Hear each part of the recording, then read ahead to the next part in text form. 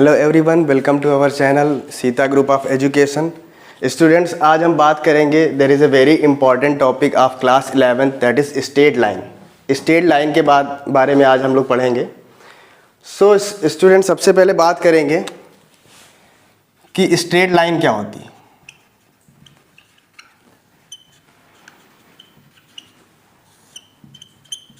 उससे पहले हम बात करेंगे 2D ज्योमेट्री की, जो हमने 10th में पढ़ रखा है, जिसको हम लोग कोऑर्डिनेट ज्योमेट्री भी बोलते हैं। Coordinate geometry,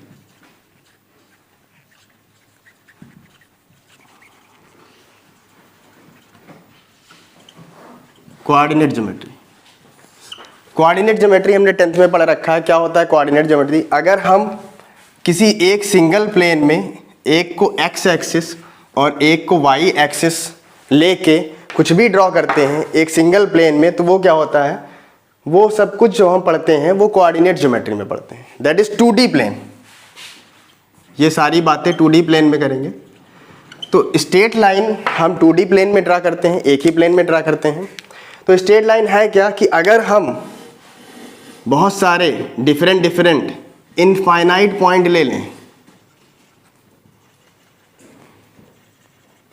basically straight line क्या है कि अगर हम इनफाइनाइट पॉइंट को एक ही डायरेक्शन में ज्वाइन करते हैं, एक ही डायरेक्शन में, लाइन की डायरेक्शन या तो इधर होगी या तो इस तरफ होगी, तो हमको एक स्ट्रेट लाइन मिलती।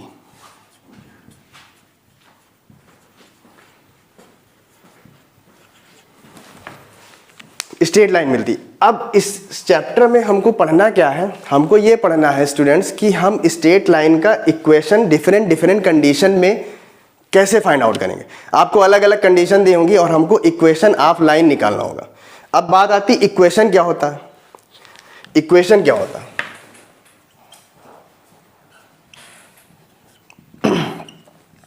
तो अगर हम इस लाइन को देखें तो हमने 10th में पढ़ रखा है कि किसी पॉइंट की, अगर ये हमारा एक्स एक्सिस है, ये हमारा एक्स एक्सिस है और ये हमारा वाई एक्सिस है, एक्स एक्सिस है, वाई एक्सिस है, ठीक है। तो अगर ये पॉइंट x1 y1 है, ये पॉइंट हमारा x1 y1 है, तो इसको क्या बोलते हैं, एक्स एक्सिस के पैरेलल जितनी भी डिस्टेंस हम ट्रैवल करते हैं उसको हम लोग बोलते हैं एब्सिसा। क्या बोलते हैं? एब्सिसा। और वाई एक्सिस के पैरेलल अगर हम जितनी परपेंडिकुलर डिस्टेंस चलते हैं उसको बोलते हैं हम लोग ऑर्डिनेट। क्या बोलते हैं? ऑर्डिनेट। तो बेसिकली अगर हम इस पॉइंट की बात करें, ये पॉइंट x1 y1 है, इसका मतलब क्या है कि x एक्सिस के अलोंग यहाँ पर ये डिस्टेंस x1 चली गई और y एक्सिस के अलोंग यहाँ पे डिस्टेंस y1 चली गई। तो इस पॉइंट के कोऑर्डिनेट क्या हो जाएंगे? x1, y1 हो जाएंगे। इसी तरीके से यहाँ पे x2, y2 सपोज ये पॉइंट है, तो यहाँ पे अगर हम एब्सिसा की बात करें तो हमारा यहाँ पे क्या आएगा? x2 आएगा, और ऑर्डिनेट की बात करें तो यहाँ पे क्या आएगा? y2 आएगा। इसी तरह हमारा अगर सपोज ये पॉइंट x3, y3 है, तो ये एब्सिसा यहाँ पे x3 आएगा और यहाँ पे ऑर्डिनेट क्या आएगा? y3 आएगा। तो बेसिकली इक्वेशन क्या होता है?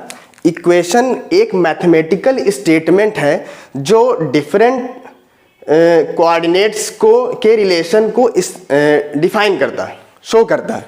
यानी अगर आपको किसी डिफरेंट पॉइंट के कोऑर्डिनेट दिए गए हैं तो उन कोऑर्डिनेट के बीच में रिलेशन जो इस्टेब्लिश होता है that is known as the equation of any curve. कोई भी कर्व भी हो सकता है। अगर यहाँ पे हम पॉइंट कुछ ऐसे ले लें, सपोज कुछ पॉइंट हम ऐसे ले लें जो एक ही डायरेक्शन में ना जा रहे हो, तो उनको ज्वाइन करने पे हमको कर्व मिलेगा। तो कर्व का भी इक्वेशन होता है, लाइन का भी इक्वेशन होता है। इक्वेशन मीन्स होता है जैसे हमारी कोई आइडेंटिटी होती है, वैसे किसी भी कर्व के इक्वेशन के लिए स्ट्रेट लाइन के इक्वेशन जो होता है वो उसकी आइडेंटिटी को रिप्रेजेंट करता है, यानी उससे उसकी पहचान होती है। ठीक है, तो हम कह सकते हैं कि a mathematical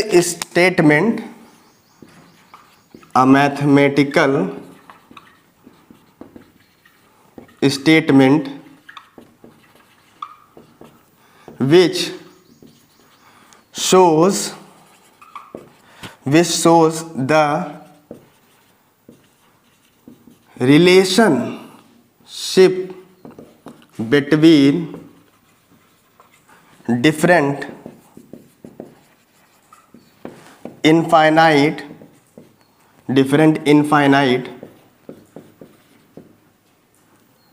points, a mathematical statement which shows the relationship between different infinite points of any curve is known as equation of line.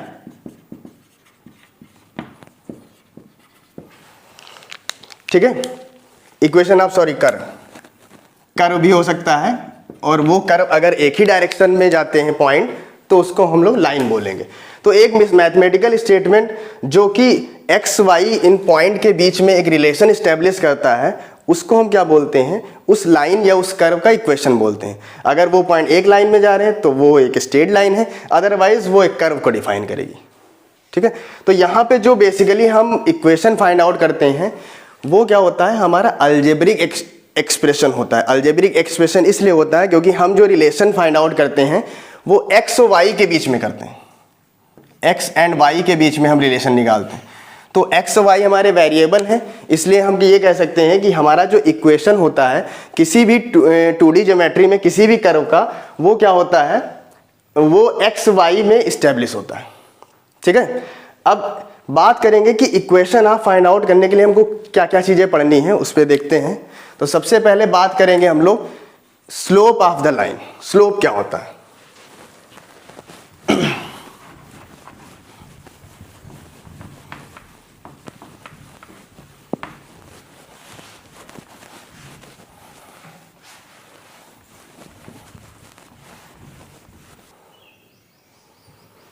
So students, सबसे पहले हम लोग इसमें पढ़ने के लिए, इक्वेशन ऑफ लाइन पढ़ने के लिए देखेंगे slope of the line. Slope of line,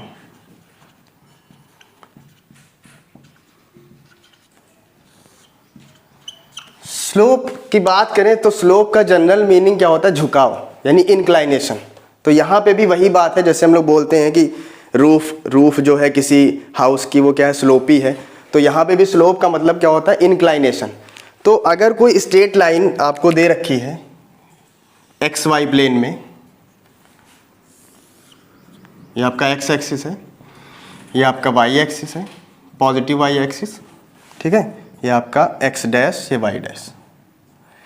तो अगर हम सपोज एक लाइन ले लें, ठीक है, ऐसे कोई लाइन ले ली, तो ये लाइन जितना एंगल एक्स एक्सिस से एंटी क्लॉकवाइज, एंटी क्लॉक क्या होता है, क्लॉक की अपोजिट डायरेक्शन में, क्लॉक ऐसे चलती है, इसके अपोजिट डायरेक्शन में एंटी क्लॉकवाइज जो एंगल बनाती है, उस एंगल का टेंजेंट यानी टैन, वो क्या होता है, हमारा स्लोप होता है, या इसको हम लोग ग्रेडियंट भी बोलते हैं। ग्रेडियंट ऑफ लाइन और slope of the line both are the same thing. तो हमने क्या बताया कि कोई लाइन एक्स एक्सिस से एंटी क्लॉकवाइज जितना एंगल बनाती है उसका टेंजेंट यानी टैन जो होता है वो हमारा स्लोप होता है। तो स्लोप ऑफ लाइन जो है वो हम कह सकते हैं, क्या कह सकते हैं कि थीटा है, उसका टैन ले लेंगे तो टैन थीटा। बहुत सिंपल है। फॉर एग्जाम्पल, इसके लिए एक एग्जाम्पल लेते हैं। सपोज आपको एक इक्वेशन का स्लोप निकालना है जो एक्स एक्सिस से 45 डिग्री एंगल बनाती है इन एंटी क्लॉकवाइज, ठीक है। तो अगर थीटा हमारे पास 45 डिग्री है, ठीक है, एंटी क्लॉकवाइज, तो यहाँ पे क्या आ जाएगा, स्लोप क्या आ जाएगा, स्लोप ऑफ द लाइन क्या आएगा, slope of the line tan 45 is equal to 1, ठीक है। हमको एक चीज़ ये याद रखनी कि एक्स एक्सिस से जो भी एंगल बनता है वो एंटी क्लॉकवाइज बनता है। यहीं पे स्टूडेंट सबसे ज़्यादा गलती करते हैं। अगर हमको इधर से भी तो एंगल बन सकता है क्लॉकवाइज, बट ये एंगल नहीं लेना। अगर ये थीटा होगा तो ये हो जाएगा 180 पूरा है, तो ये आ जाएगा 180 माइनस थीटा, ठीक है। तो हमको यहाँ पे जो एंगल लेना होता है वो हमको एंटी क्लॉकवाइज लेना है, तो ये याद रखेंगे, ठीक है। तो उसका टैन क्या आ जाएगा, वही हमारा स्लोप आ जाएगा, ठीक है। अगर हमको क्लॉकवाइज दे रखा होगा तो हम 180 से माइनस कर लेंगे और हम थीटा फाइंड आउट कर लेंगे, फिर हम वहाँ उसका टेंजेंट निकालेंगे, ठीक है। अब बात करेंगे कि ये तो बात हो गई कि जब हमको एंगल दिया होगा एक्स एक्सिस से तो हम स्लोप कैसे फाइंड आउट करेंगे। बहुत सिंपल है, क्या करना है, सिर्फ tan थीटा निकाल लेना है, वो हमारा स्लोप हो जाएगा। इसको रिप्रेजेंट किससे करते हैं, इसको m से, स्मॉल m से रिप्रेजेंट करते हैं, ठीक है। अब इसके बात करेंगे कि अगर हमको when 2 points are given to you, जब आपको 2 कोई पॉइंट दिए होते हैं लाइन पे, तो हम लोग कैसे स्लोप निकालते हैं। तो चलिए देखते हैं इसको।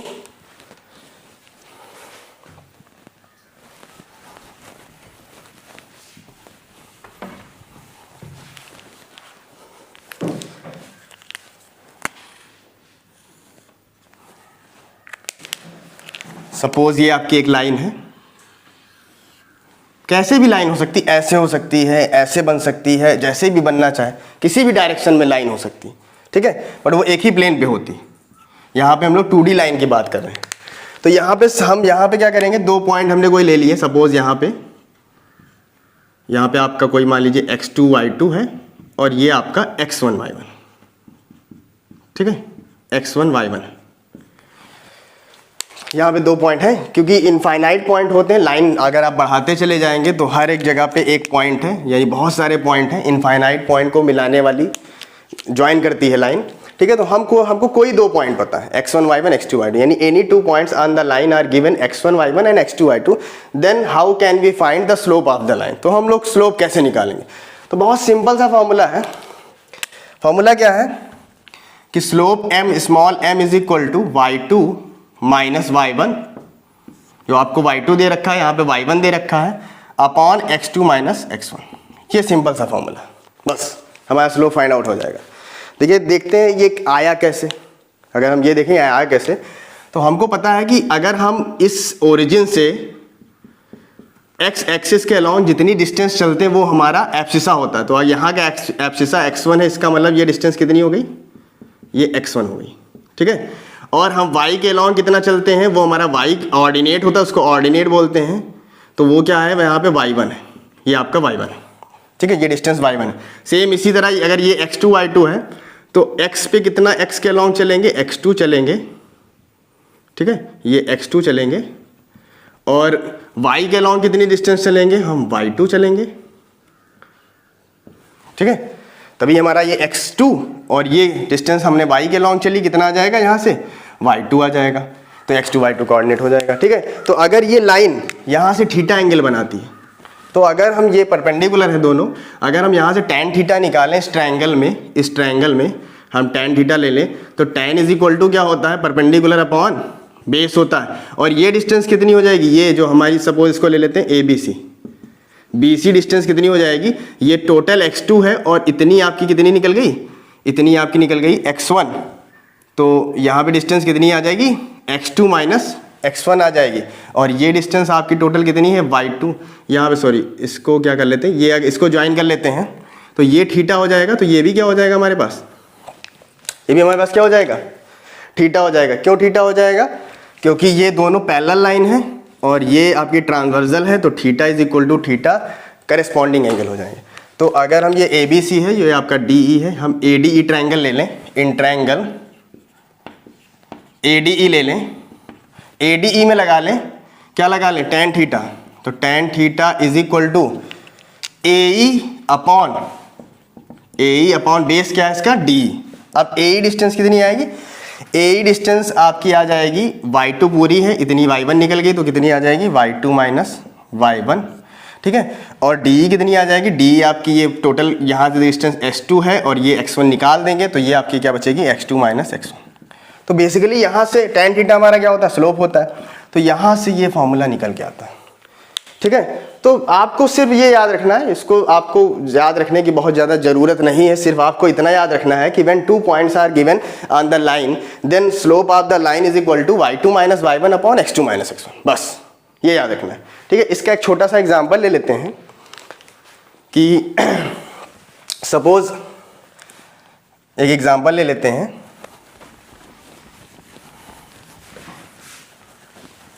find the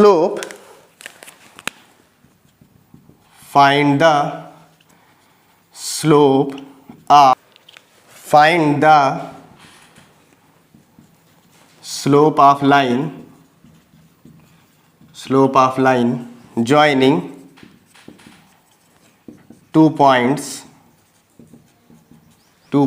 on the 2 points 2,3 and 3,4। ठीक है। अब कह रहा है कि लाइन का स्लोप निकालो जब जो लाइन किन पॉइंट को ज्वाइन करती है 2,3 और 3,4, यानी लाइन पर हमको 2 पॉइंट कोई पता है। कौन से पता है? x1 y1 आपको दे रखा है 2,3 और x2 y2 आपको क्या दे रखा है 3,4। तो ये हम ले लेंगे आपका x1, ये ले लेंगे y1, ये ले लेंगे x2, ये ले लेंगे y2। ठीक है, सिंपल। तो स्लोप क्या आ जाएगा? स्लोप m आ जाएगा। अभी आपको फॉर्मूला बताया मैंने, y2 minus y1 upon x2 minus x1। y2 की वैल्यू फटाक से रखिए 4, y1 3, x2 की वैल्यू 3 माइनस 2, तो ऊपर आपका बचा 1, नीचे बचा 1, 1 बाई 1 क्या आ जाएगा 1। तो स्लोप लाइन का क्या आ गया 1 आ गया। ठीक है, इसी में इंटरचेंज करके ऐसा भी क्वेश्चन पूछ सकता है, find the inclination of the line to the X axis. X axis से मुझे लाइन का इंक्लाइनेशन अगर निकालना तो कैसे निकालेंगे? तो हमारा स्लोप 1 आ गया। अब हमने पढ़ रखा है कि स्लोप किसके इक्वल होता है? tan थीटा के इक्वल। अभी पढ़ा हमने कि स्लोप किसके इक्वल होता है? tan theta. तो अगर हम ये 1 को tan थीटा के इक्वल लिख सकते हैं, यानी हम लिख सकते हैं कि tan theta is equal to 1, और 1 tan में किसकी वैल्यू होती है? 1 tan में 45 डिग्री की वैल्यू होती है। तो थीटा क्या आ जाएगा भाई 45 डिग्री। तो हम ये कह सकते हैं कि लाइन का इंक्लाइनेशन एक्स एक्सिस से एंटी क्लॉकवाइज 45 है, और अगर हम क्लॉकवाइज हमको निकालना होगा तो 180 से माइनस करना पड़ेगा। तो 180 से 45 माइनस कर देंगे, दैट मीन्स आपका 135। तो 2 एंगल पॉसिबल हैं एक्स एक्सिस से, एक तो 45 और एक आपका 135। ठीक है, ये तो बात हो गई स्लोप ऑफ द लाइन की। तो किसी भी लाइन के लिए इक्वेशन निकालने के लिए सबसे पहले हमको स्लोप ऑफ द लाइन पढ़ना बहुत ज़रूरी था। ठीक है, अब हम एक छोटा सा और इसमें देखेंगे टॉपिक कि angle between 2 intersecting lines. Angle between 2 intersecting lines.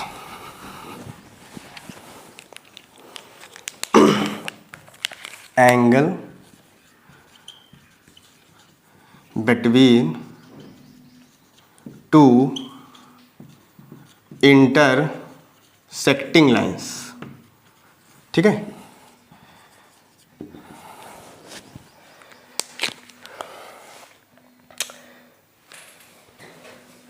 इससे पहले एक छोटी सी बात और देख लेते हैं। इससे पहले एक छोटी सी बात ये देख लेते हैं कि एक्स एक्सिस और वाई एक्सिस के पैरेलल अगर लाइन है तो उनका स्लोप क्या होगा।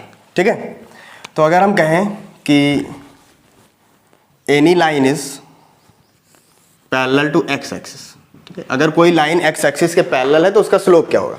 ठीक है, तो सपोज एक लाइन है और ये एक्स एक्सिस के पैरेलल है। अभी हमने क्या पढ़ा कि स्लोप स्लोप क्या होता है किसी लाइन का? जब एक्स एक्सिस से कोई लाइन एंटी क्लॉकवाइज जितना एंगल बनाती है उसका टेंजेंट उसका स्लोप होता है, यानी tan उसका स्लोप होता है। तो यहाँ पे ये लाइन एक्स एक्सिस से कितना एंगल बना रही भाई? पैरेलल है, कोई लाइन नहीं बनाए, कोई एंगल नहीं बनाएगी, यानी यहाँ पे थीटा की वैल्यू क्या आ जाएगी 0। तो अगर हम यहाँ पे स्लोप निकालेंगे तो tan 0 डिग्री क्या आ जाएगा 0 आ जाएगा। यानी हम कह सकते हैं, और यानी हम कह सकते हैं, क्या कह सकते हैं कि इफ एनी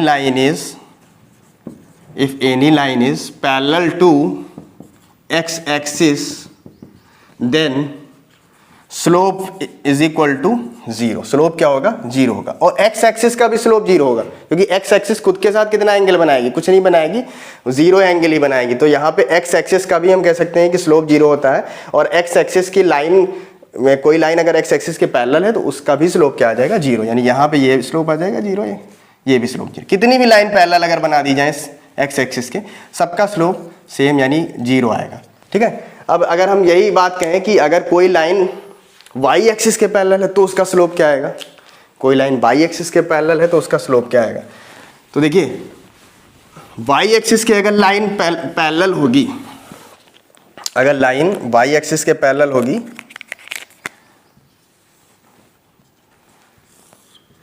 वाई एक्सिस के पैरेलल है, ये मान लीजिए वाई एक्सिस के पैरेलल है, तो वाई एक्सिस के अगर पैरेलल है तो ये 90 होता है, तो ये भी हमारा 90 ही होगा क्योंकि वाई एक्सिस के पैरेलल है। ठीक है। तो अगर ये 90 होगा, अभी हमने पढ़ा एक्स एक्सिस से जितना एंगल बनाता है उसका tan ही हमारा क्या होता है, स्लोप होता है लाइन का।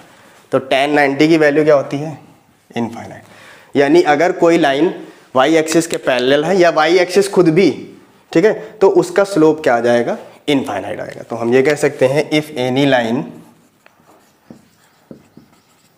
Is parallel to y axis then slope is equal to infinite. ठीक है, इनफाइनाइट हो जाएगा वहाँ पे स्लोप।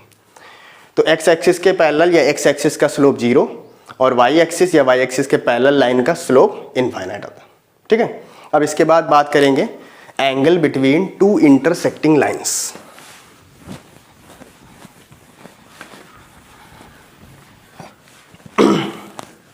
एंगल बिटवीन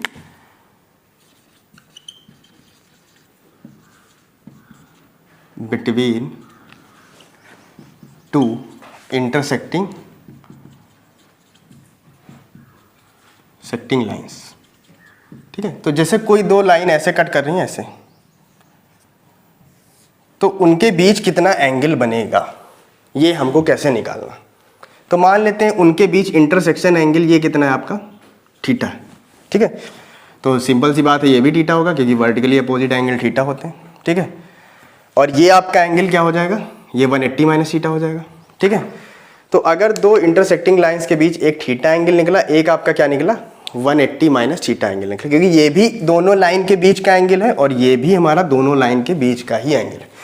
तो यहाँ पे फॉर्मूला है, फॉर्मूला क्या है कि tan theta, if theta is the angle between two intersecting lines then tan theta is equal to m1 difference m2 upon 1 plus m1 m2।